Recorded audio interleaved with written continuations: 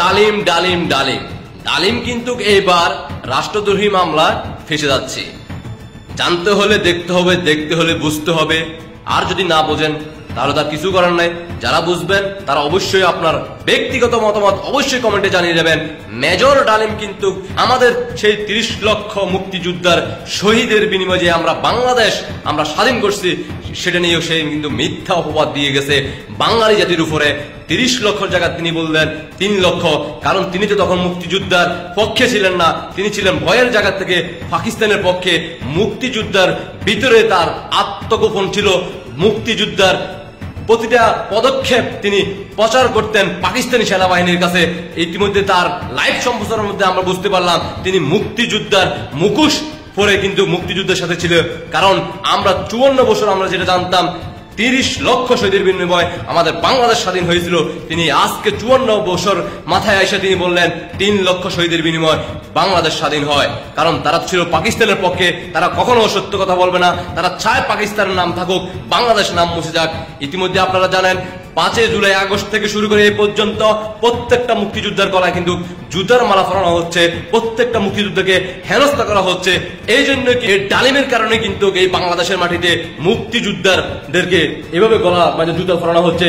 কারণ তার কথার মধ্যে বোঝা গেছে এই জামাতি যারা জান্নাতের টিকিট বিক্রি করে তারাই কিন্তু বলে আমরা ৭১ সময় পাকিস্তানের পক্ষে ছিলাম ভয়ের জায়গা থেকে, এটা দোষের কিছু না। অথচ তারা এই মুহূর্তে ২৪ শেষ ২৫ সালে এসে বলে তারা বাংলাদেশে রাষ্ট্রীয় ক্ষমতা চায়, তারা বাংলাদেশের ক্ষমতা যাইতে চায়। অথচ তারা নিজেরাই স্বীকার করলো তারা ৭১ পক্ষে ছিল না, তারা পাকিস্তানের পক্ষে ছিল। তারা যেখানে তারা নিজের মুখে স্বীকার করে তারা পাকিস্তানের পক্ষে ছিল, তারা এই বাংলার মাটিতে কিভাবে তারা রাজনীতি করার অধিকার রাখে? আমার মতে তারা কি কোনোভাবে এই বাংলার মাটিতে রাজনীতি করার অধিকার রাখে না। তাই বলবো সারা বাংলাদেশের ঐক্যবদ্ধ হন, ঐক্যবদ্ধ হয়ে পাকিস্তানি রাজাকারদেরকে এই বাংলার মাটি থেকে বিতাড়িত করতে হবে। এই ডালিমকে বাংলার মাটিতে আইনা তাকে উপযুক্ত শাস্তি দিতে হবে। বিএনপির যে জিয়াউর রহমানের ক্লিন মিশনও কিন্তু তার বক্তব্যের মধ্যে তার লাইভ সম্প্রচারের মধ্যে কিন্তু বোঝা গেছে তিনি কিন্তু জিয়া ক্লিন মিশনও কিন্তু তার হাত রয়েছে, বঙ্গবন্ধুর ক্লিন মিশনও তার হাত রয়েছে। তাই বলবো সবাই ঐক্যবদ্ধ হয়ে দেশকে রক্ষা করার জন্য এই পাকিস্তানি রাজাকারদের থেকে বাংলাদেশকে রক্ষা করতে হলে সবাইকে ঐক্যবদ্ধ হতে হবে, রাজপথে নামতে হবে, বাংলাদেশ মাটিকে আবারও খাঁটি করতে হবে। জয় বাংলার সৈনিকেরা সবাই প্রস্তুত থাকবেন, ৭১ সৈনিকেরা সবাই প্রস্তুত থাকবেন। যারা ৩০ লক্ষ শহীদের বিনিময়ে যাদের পরিবারগুলো আছেন তারাও সবাই ঐক্যবদ্ধ হয়ে আপনাদের উপরে যে মুক্তিযুদ্ধদের উপরে যে তারা এই ধরনের মিথ্যা অপবাদ বাংলার মাটিতে সারা বিশ্বের কাছে সম্প্রচার করা হয়েছে, যার মাধ্যমে করা হয়েছে তাকেও শাস্তির আওতা আনতে হবে, তার পরিবারদেরকে শাস্তির আওতা আনতে হবে। কেন তিনি বাংলাদেশের এই ৩০ লক্ষ শহীদের রক্তের সাথে বেইমানি করতেছে? বাংলাদেশের স্বাধীনতার পক্ষে যে ৩০ লক্ষ যারা মুক্তিযুদ্ধ করে তাদের প্রাণ দিয়ে এই বাংলাদেশকে স্বাধীন করছে তাদের পরিবারের সাথে তারা এই ধরনের অপমানজনক সারা বিশ্বের মিডিয়াতে সম্প্রচার করা হচ্ছে। তাদের পরিবারদেরকেও এই বাংলাদেশের আইনের আওতা আইনা তাদেরকে শাস্তির আওতা আনতে হবে। বাংলার মাটি থেকে রাজাকার বংশের প্রত্যেকটা সদস্যদেরকে এই বাংলার মাটি থেকে বিতাড়িত করতে হবে, পাকিস্তান তাদেরকে পাঠাইতে হবে। যারা বাংলাদেশের নাম শুনলে তারা তাদের গা জ্বলে, তারা চায় বাংলাদেশ না হয়ে পাকিস্তান নামটা সবাই উল্লেখ করো। এই ধরনের লোকদেরকে এই বাংলার মাটি থেকে তাদেরকে বিতাড়িত করতেই হবে।